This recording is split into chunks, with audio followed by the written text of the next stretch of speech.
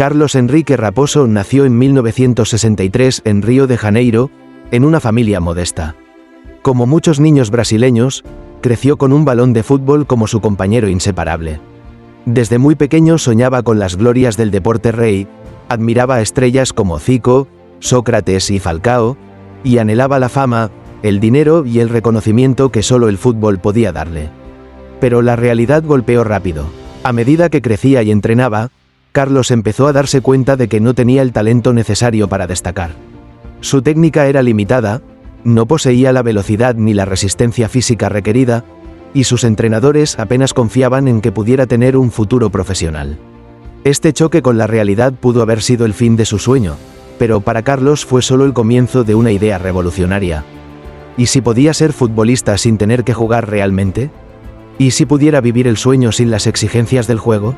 Su personalidad extrovertida y su enorme confianza en sí mismo le hicieron creer que podría salirse con la suya. No sería el típico jugador que depende de sus habilidades con el balón, sino alguien que usaría la astucia, la mentira y la manipulación para forjar su carrera. Esta mentalidad no solo fue el punto de partida para lo que sería una de las historias más insólitas del fútbol, sino también un reflejo de cómo, en ciertos ámbitos, la apariencia y la narrativa pueden ser más poderosas que la realidad. Carlos Enrique Kaiser tenía algo que muchos jugadores deseaban: una apariencia perfecta para el fútbol. Musculoso, bien parecido, y con ese estilo ochentero que lo hacía parecer una estrella. Pero detrás de esa imagen, había un secreto: no quería jugar al fútbol. Le tenía miedo al balón. Desde joven soñaba con vivir como futbolista, pero sin entrenar, sin jugar, sin presión. Y encontró la forma de hacerlo. ¿Cómo? Fingiendo ser un jugador lesionado, prometedor y misterioso. Su estrategia era brillante. Se hacía amigo de estrellas como Romario o Renato Gaucho, aparecía en fiestas con ellos, y luego usaba esos contactos para ser recomendado en clubes como Botafogo. Pero nunca llegaba a debutar. Siempre se lesionaba durante el calentamiento. Los médicos lo examinaban, pero no encontraban nada. Él decía: el dolor está, aunque no lo vean. Kaiser no jugaba, pero vestía como un profesional, vivía en hoteles, cobraba sueldo y salía en la prensa. El engaño había comenzado, y nadie lo notaba. Carlos Kaiser perfeccionó el arte de desaparecer justo antes de entrar a la cancha. Su excusa favorita: lesiones musculares invisibles. Bastaba con tocarse el muslo, quejarse de un tirón, y automáticamente quedaba fuera del partido. Nadie podía comprobarlo, no había resonancias, y los médicos confiaban en lo que decía. Pero no se quedó ahí. En algunos clubes incluso pagaba a fisioterapeutas para que respaldaran su falso diagnóstico. En otros casos, se escondía en los baños del estadio para evitar salir al campo. Y si todo fallaba, Carlos tenía un plan de emergencia: provocar una pelea absurda con un rival o con la afición para ser expulsado antes de entrar. Lo increíble es que seguía cobrando salario, seguía siendo parte del plantel y era tratado como uno más. La mayoría pensaba que simplemente tenía mala suerte con las lesiones, pero la verdad era que nunca había querido jugar ni un solo minuto. Así, club tras club, fue construyendo una carrera falsa, sin patear una pelota. Carlos Kaiser sabía que para mantener su farsa, no bastaba con evitar el campo. Tenía que construir una imagen sólida de estrella del fútbol, y lo logró con una de sus herramientas más efectivas: la prensa deportiva. Kaiser se hacía amigo de periodistas, les contaba anécdotas falsas, hablaba de sus triunfos en el extranjero y, con eso, lograba pequeñas notas en los periódicos de Brasil. Con solo una foto con uniforme y una historia bien contada, ya tenía lo que necesitaba: aparentar ser real.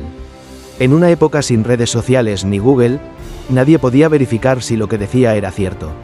Aprovechaba esa ventaja para inventar que había jugado en clubes como el Puebla de México, en Francia, o que había sido goleador juvenil en Argentina. Incluso llegó a pagar para que una agencia de noticias difundiera una historia falsa sobre su fichaje por un club europeo. La noticia se replicó y le sirvió para firmar con otro equipo, que también le pagó por no jugar. Kaiser no necesitaba talento, solo titulares. Y en eso, era un maestro. Todo farsante corre riesgos, y Carlos Kaiser no era la excepción. Durante su paso por un club de Río, el técnico, harto de sus lesiones, decidió ponerlo a jugar sí o sí. Estaba convocado, en el banco, y no había escapatoria. Iba a entrar al campo. Entonces, Carlos hizo lo impensable. Antes de ser llamado por el entrenador, se giró hacia las gradas, y provocó una pelea con los hinchas rivales. Les gritó, los insultó, y armó tal escándalo que fue expulsado sin jugar ni un solo minuto.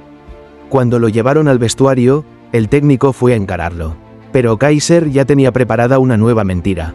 Lo hice por usted, mister. Escuché que insultaban a su familia. No podía permitirlo. El técnico, emocionado, lo perdonó. Y no solo eso, lo felicitó por su lealtad. Carlos Kaiser había escapado otra vez. Como siempre. Después de 2 décadas saltando de club en club, fingiendo lesiones, inventando contratos y esquivando el balón como si fuera una bomba, Carlos Kaiser decidió retirarse. ¿Lo descubrieron? No exactamente. La verdad es que su cuerpo ya no aguantaba ni siquiera fingir. Y el fútbol brasileño empezaba a cambiar. Con la llegada de la tecnología, los exámenes médicos más estrictos y la prensa más conectada, su farsa ya no era sostenible. Su último contrato fue con el Ajaccio de Francia, aunque tampoco jugó allí. Duró solo unos meses, dijo que estaba lesionado, como siempre, y se despidió sin dejar rastro en el campo, pero sí en la historia. Nunca fue arrestado, nunca enfrentó denuncias formales, se retiró sin escándalo, sin pena ni gloria futbolística, pero con una leyenda a sus espaldas. Hoy, con más de 60 años, vive tranquilo en Río de Janeiro. Ha dado entrevistas, posado para fotos, y hasta se ríe de todo lo que hizo.